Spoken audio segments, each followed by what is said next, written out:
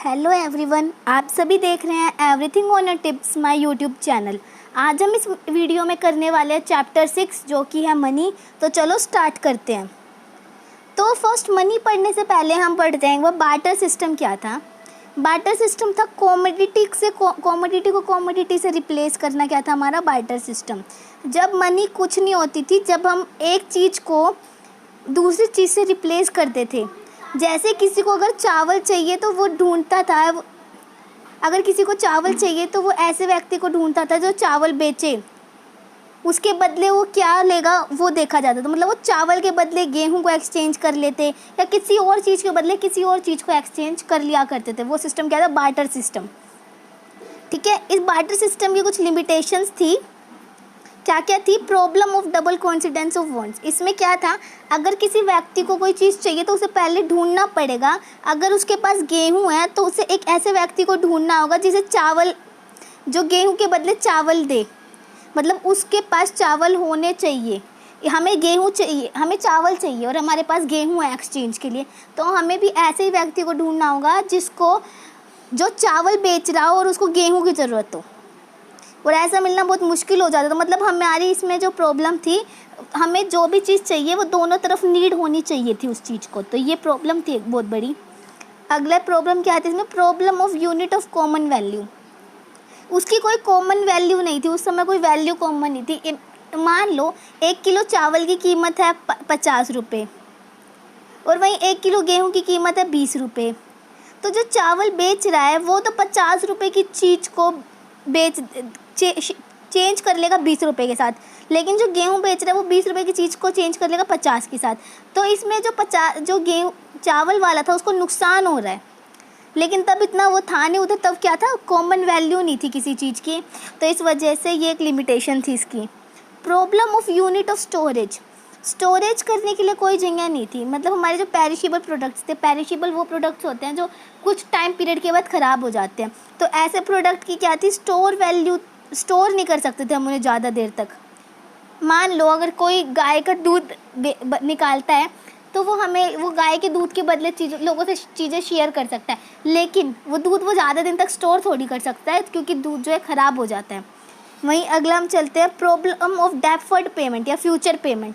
तो इसमें हम फ्यूचर पेमेंट नहीं कर सकते थे, हाथों हाथ पेमेंट करनी होती थी। फ्यूचर पेमेंट तो हो ही नहीं सकती थी। क्यों नहीं हो सकती थी? क्या पता फ्यूचर में उस पर्सन को उस चीज़ की नीड ही ना रहे। फ्यूचर में हम देंगे क्या? ये पेरिशेबल प्रोडक्ट्स या कोई गेहूँ वेहूँ जो भी है, हम फ्यूचर के लिए थोड़ा ना उन्हें बचा के रख सकते हैं। कितना स्टोर करेंगे? ठीक है, तो ये क्या थी हमारी लिमिटेशन से, बन को देख लेते ढंग से। बार्टर सिस्टम क्या था? That system in which we exchange good with goods, this is also known as real flow. तो ऐसा सिस्टम जिसमें हम गुड्स को गुड्स के साथ एक्सचेंज कर लेते हैं, वो क्या है? Barter system. बार्टर सिस्टम में बार्टर सिस्टम को हम रियल फ्लो भी कहते हैं। क्यों? क्योंकि उसमें मनी की कोई भी वो नहीं थी, उस टाइम कोई मनी थी ही नहीं, तो इसलिए ये रियल फ्लो था हमारा। आगे देखते हैं लिमिटेशंस को एक बार ढंग से देखते हैं क्या क्या है। डबल कोइंसिडेंस ऑफ वांट की लिमिटेशन में क्या है? Barter system can work when both buyer and seller are ready to exchange with each other. Barter system कब काम करता था? जब बायर और सेलर दोनों एक दूसरे से एक्सचेंज करने के लिए रेडी हो जाते थे, तब क्या करता था? बार्टर सिस्टम काम करता था। तभी कर सकते हैं हम ये चीज़। जैसे मैंने आपको गेहूं और चावल का एग्जांपल दिया कि अगर कोई व्यक्ति को चावल चाहिए और वो उसके बदले गेहूं देने के लिए तैयार है, तो उसे ऐसे ही व्यक्ति को ढूंढना होगा जिसको गेहूं चाहिए, चावल देने के लिए तैयार हो वो। ठीक है, तो इसमें हमें हर आदमी को ढूंढना होता था। क्या पता ऐसा आदमी मिले जिसको, जो चावल तो बेच रहा है लेकिन उसको गेहूं ना चाहिए हो, तो वो उससे क्यों सामान एक्सचेंज करेगा? तो ये बहुत बड़ी प्रॉब्लम थी। आगे हम देखते हैं, लैक ऑफ मेजरेबल वैल्यू। हमारी कोई कॉमन वैल्यू नहीं थी। In barter system all commodities are not equal value. Barter system में जो था, हर कमोडिटी की इक्वल वैल्यू नहीं होती थी। And there is no common measure of value of goods and services. और वहाँ पे कोई मेजर बिंदु जिससे हम चीज़ मेजर कर सकें गुड्स और सर्विसेज की वैल्यू का, in which exchange of value can be expressed. तो एक्सचेंज करने की कोई वैल्यू ही नहीं थी उस समय। ठीक है, हमारे पास हम जो भी सामान था उन्हीं को एक्सचेंज कर लेते, चाहे वो कीमत में ज़्यादा हो चाहे वो कीमत में कम हो।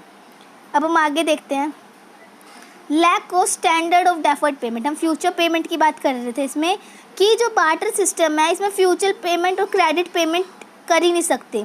इसमें टेक प्लेस नहीं कर सकती इजीली अच्छी तरह ये, because commodity may not lost it real value at the time of repayment, क्योंकि जो कमोडिटी है उसकी वैल्यू ख़त्म हो जाएगी जब तक हम उसकी रीपेमेंट करेंगे। जैसे कि गेहूं है, हमने कह दिया कि हम इसको आधे महीने, 1.5 महीने, 2 महीने, 4 महीने, 1 साल जितने के बाद भी दें, तो तब तक क्या पता वो गेहूं की वो वैल्यू ही ना रहे, क्या पता गेहूं सड़ जाए, क्या पता जो भी हो, मतलब हम उसको कब तक स्टोर कर सकते हैं किसी चीज़ को, और वैसे भी कोई फ्यूचर में उस चीज़ की ज़रूरत ना भी हो उस पर्सन को। तो इसमें क्या था यही। अब लैक ऑफ स्टोर वैल्यू, अब उसको स्टोर करने की भी प्रॉब्लम थी। Under the barter system some items could not be store for long time period, कुछ लोग चीज़ों को हम क्या नहीं कर सकते थे, लंबे समय तक के लिए स्टोर नहीं कर सकते थे। Generally those goods which have perishable in nature, वो गुड्स तो बिल्कुल नहीं जो पेरिशेबल थे। पेरिशेबल मैंने बताया जो 2-3 दिन में ख़राब हो जाते हैं ऐसे गुड्स। आगे हम पढ़ते हैं मनी के बारे में। बार्टर सिस्टम के बाद money I. It means, money क्या है, इट मीन्स एनीथिंग। मनी क्या है, कुछ भी which is generally accepted as a medium of exchange. Money क्या है, कुछ भी, जो भी चीज़ हम मीडियम ऑफ एक्सचेंज के लिए यूज़ कर लें वो मनी है। मेज़र ऑफ वैल्यू, उसकी कोई वैल्यू हो, उसको हम स्टोर कर सकें और वो डेफर्ड पेमेंट, फ्यूचर पेमेंट के लिए भी यूज़ हो सके। अब देखो मनी आया तो क्या क्या प्रॉब्लम ख़त्म हो गई। जितनी इसके 4 प्रॉब्लम थी बार्टर सिस्टम की हमारी, कि कॉमन वैल्यू नहीं थी, स्टोर नहीं कर सकते थे, फ्यूचर पेमेंट नहीं कर सकते थे, और इसको हमने मीडियम ऑफ एक्सचेंज बना लिया। अब लोगों को डबल कॉन्सिडेंस की प्रॉब्लम नहीं हुई, ठीक है। जो मनी थे उसने सारी प्रॉब्लम ख़त्म कर दी। मनी के फंक्शंस के बारे में अगर हम देखें तो मीडियम ऑफ एक्सचेंज, मनी क्या बनी, मीडियम ऑफ एक्सचेंज बनी। हम मनी को क्या कहते हैं, एक्सचेंज के रूप में यूज़ करने लगे। कॉमन वैल्यू, मनी आने के बाद हर टर्म्स क्या है, मनी की टर्म्स में मेज़र की जाने लगी। मनी के आने के बाद हर चीज़ को मनी के टर्म्स में मेज़र करने लगे, जिसकी वजह से एक कॉमन वैल्यू हो गई। यूनिट ऑफ स्टोरेज, मनी को हम स्टोर भी कर सकते थे, एक स्टोरेज के लिए भी मतलब हमें ज़्यादा वो नहीं हुआ। हम फ्यूचर पेमेंट भी कर सकते थे मनी की वजह से। और ट्रांसफ़र वैल्यू, तो मनी को हम ट्रांसफ़र भी कर सकते थे किसी एक से एक पे, ठीक है। अब हम आगे चलते हैं मनी के बाद। मनी सप्लाई, मनी सप्लाई क्या है, total volume of money. Money supply क्या हमारा, total volume of money held by public at a particular point of time. इसका क्या मतलब है, टोटल कितनी हमारे पब्लिक के पास पैसा है वो क्या है हमारा, money supply. Volume of money held by public at particular point of time, वो क्या है हमारा, मनी सप्लाई। मनी सप्लाई जो एक स्टॉक कंसेप्ट है, क्यों, क्योंकि ये एक पीरियड ऑफ टाइम में मेज़र किया जाता है। मनी सप्लाई क्या है, एक स्टॉक कंसेप्ट, ये आपको याद रखना है, क्वेश्चन आ जाता है कि मनी सप्लाई 1 मार्क में आ सकता है। मनी सप्लाई क्या एक स्टॉक कंसेप्ट है। तो जहाँ यहाँ पे जो हमने कहा कि पब्लिक के पास एक समय में कितनी मनी है, क्या मनी है, वो क्या कहते हैं, मनी सप्लाई होती है। लेकिन पब्लिक में क्या कौन लोग नहीं आते, public does not include RBI, मतलब हमारा सेंट्रल बैंक, गवर्नमेंट और कमर्शियल बैंक। हमारी पब्लिक में कौन कौन लोग इंक्लूड नहीं है, हमारे सेंट्रल बैंक, कमर्शियल बैंक और गवर्नमेंट, ये तीनों हमारी पब्लिक में इंक्लूड नहीं है मनी सप्लाई में। तो मनी सप्लाई क्या थी, हमारी पब्लिक के पास कितना पैसा है at a point of time. जो मनी सप्लाई है वो हमारा स्टॉक कंसेप्ट है, और इसमें कौन कौन नहीं आते, आरबीआई, गवर्नमेंट और कमर्शियल बैंक इसमें इंक्लूड नहीं है। अब हम आगे देखते हैं मेजर मनी सप्लाई। तो money supply is equals to C plus O D plus D D. C का क्या मतलब है, करेंसी। सी का मतलब क्या है, करेंसी। सी का मतलब है करेंसी। सी का मतलब करेंसी। ओडी का मतलब other deposit with central bank. OD का मतलब सेंट्रल बैंक के साथ हमारे डिपॉजिट, और डीडी का मतलब है demand deposit with central bank, जो demand deposit with commercial bank, commercial bank के साथ हमारी डिमांड डिपॉजिट, ठीक है। हम आगे देखते हैं, समझते हैं, एक्सप्लेन इनको समझने की कुछ कोशिश करते हैं। तो जो हमने बात करी थी मनी सप्लाई में M इज इक्वल्स टू सी, तो यहाँ पे सी का क्या मतलब है, सी मतलब करेंसी। अब करेंसी में हमारे नोट्स भी आते हैं और कॉइन्स भी आते हैं।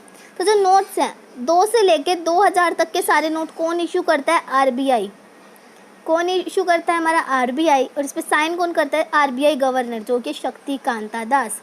अभी हमारा करंट जो आरबीआई गवर्नर है वो शक्तिकांता दास है। तो करेंसी जो है वो 2 टाइप, हमारी इसमें 2 चीज़ें आती हैं, नोट्स और कॉइन्स। नोट 2 से लेके 2000 तक के सारे नोट कौन है, आरबीआई इशू करता है, और साइन कौन करता है, आरबीआई गवर्नर जो भी है उस समय का। अब कॉइन्स की बात करें तो सारे सिक्के और 1 रुपये का नोट कौन इशू करता है? Government of India. Minister of finance इस पर क्या करती है? साइन करती है। गवर्नमेंट के किसके बिहाफ पे? फाइनेंस मिनिस्टर करता है गवर्नमेंट के बिहाफ पे। निर्मला सीतारमन क्या है? हमारी फाइनेंस मिनिस्टर। तो क्या था करेंसी में? नोट्स और कॉइन्स की बात की गई यहाँ पे हमने। और नोट्स में 2 से लेके 2000 तक के सारे नोट कौन इशू करता है? आरबीआई, जो कि हमारा आरबीआई गवर्नर जो कौन है? शक्तिकांत दास। और कॉइन्स की बात करें तो सारे कॉइन्स और 1 रुपये का नोट कौन इशू करता है? Finance minister on the behalf of government. कौन है वो? निर्मला सीतारमन। अब हम आगे देखते हैं अदर डिपॉजिट के अंदर क्या क्या चीज़ें आती हैं। Other deposit with central bank का क्या मतलब है? फॉरेन बैंक्स और फाइनेंशियल इंस्टीट्यूट्स। फॉरेन से जो पैसा हमारे सेंट्रल बैंक में जमा होता है, सिक्योरिटी डिपॉजिट करते हैं फॉरेन बैंक हमारे सेंट्रल बैंक में जो पैसा जमा करते हैं। It include deposit held by RBI on the behalf of foreign banks. जो डिपॉजिट आरबीआई के पास होता है, बिहाफ किसके बिहाफ है? फॉरेन बैंक्स के एंड पब्लिक फाइनेंशियल इंस्टीट्यूट्स के। तो आरबीआई के पास जो पैसा जमा है किनके बिहाफ पे? फाइनेंशियल इंस्टीट्यूट्स के बिहाफ पे। वो भी other deposit with central bank, वो सेंट्रल बैंक में अदर डिपॉजिट के नाम से होता है। और it does not include deposit with commercial bank. Commercial bank का आरबीआई के साथ डिपॉजिट इसमें इंक्लूड नहीं होता। इसमें क्या होता है? फाइनेंशियल इंस्टीट्यूट और फॉरेन बैंक्स का डिपॉजिट इसमें माना जाता है। डिमांड डिपॉजिट का क्या मतलब है? इसका मतलब है पब्लिक का कमर्शियल बैंक में जो डिपॉजिट है, पब्लिक ने जो कमर्शियल बैंक में डिपॉजिट करा था वो डिमांड डिपॉजिट है। The deposit of public with commercial bank demand deposit can be encash by issuing cheque at any time of the account. Commercial bank जो पब्लिक जो है कमर्शियल बैंक में जो अपना पैसा डिपॉजिट करती है वो demand deposit with commercial banks के अंदर आता है। और इसमें क्या होता है? हम कैश विड्रॉ कर सकते हैं। कैसे? बाय चेक और अकाउंट होल्डर के नेम से किसी भी समय। ठीक है। क्या पढ़ा हमने इसमें? मनी सप्लाई में एक तो हमने पढ़ा हमारे करेंसी के बारे में, नोट कॉइन्स कैसे कौन इशू करता है, कैसे इशू करता है। OD other deposit with central bank में हमने फॉरेन इंस्टीट्यूट्स जो हैं वो जो हमारे आरबीआई में पैसा लगाता है, इसमें कमर्शियल बैंक्स का पैसा कैलकुलेट नहीं होता। डीडी में हमने पढ़ा जो पब्लिक कमर्शियल बैंक में पैसा लगाती है वो। अब हम आगे देखते हैं टाइप्स ऑफ मनी। तो मनी का जो टाइप है पहला है फेट मनी और ऑर्डर मनी। ऑर्डर से समझ रहे हैं हम वो मनी जो सर्कुलेशन में क्यों आई, किसके ऑर्डर से? गवर्नमेंट या आरबीआई के ऑर्डर से। वो मनी जो सर्कुलेशन में आई ऑर्डर की वजह से, किसके? गवर्नमेंट और आरबीआई के ऑर्डर की वजह से, वो है फेट मनी जो भी हम यूज़ कर रहे हैं। Fiat money is that money which is come into circulation by the order of government और आरबीआई। वो मनी जो सर्कुलेशन में हमारी आई किनके ऑर्डर की वजह से? गवर्नमेंट और आरबीआई के वजह से, वो है हमारी फेट मनी। इसमें आते हैं नोट्स और कॉइन्स। जो भी हम नोट या कॉइन यूज़ कर रहे हैं वो या तो गवर्नमेंट ने इशू करे हैं या फिर आरबीआई ने इशू करे हैं। ठीक है। आगे हम देखते हैं फिड्यूशियरी मनी या ट्रस्ट मनी। वो मनी जो सर्कुलेशन में आई ट्रस्ट पे, एक दूसरे के ट्रस्ट पे जो मनी सर्कुलेशन में आई वो है ट्रस्ट मनी। तो वो money which come into circulation by the trust of people on each other. तो ट्रस्ट से मतलब कि चेक, जैसे चेक हमारी कोई मनी नहीं है लेकिन ये हम ट्रस्ट करते हैं कि उसने दिया है, तो मतलब क्या कहते हैं, चेक जो है हमारा ट्रस्ट है कि पैसे निकल जाएंगे इससे हमारे, तो वो मनी नहीं है। Demand deposit, bill of exchange, ये सब क्या है हमारे, हमने ट्रस्ट किया दूसरी पार्टी पे, दूसरी कंपनी पे, इस वजह से ये जो एग्जिस्टेंस में आई। ठीक है, समझ में आया। ये था हमारा आज का चैप्टर मनी। कल हम पढ़ेंगे बैंकिंग के बारे में, तो नेक्स्ट वीडियो देखना ना भूले। Okay bye.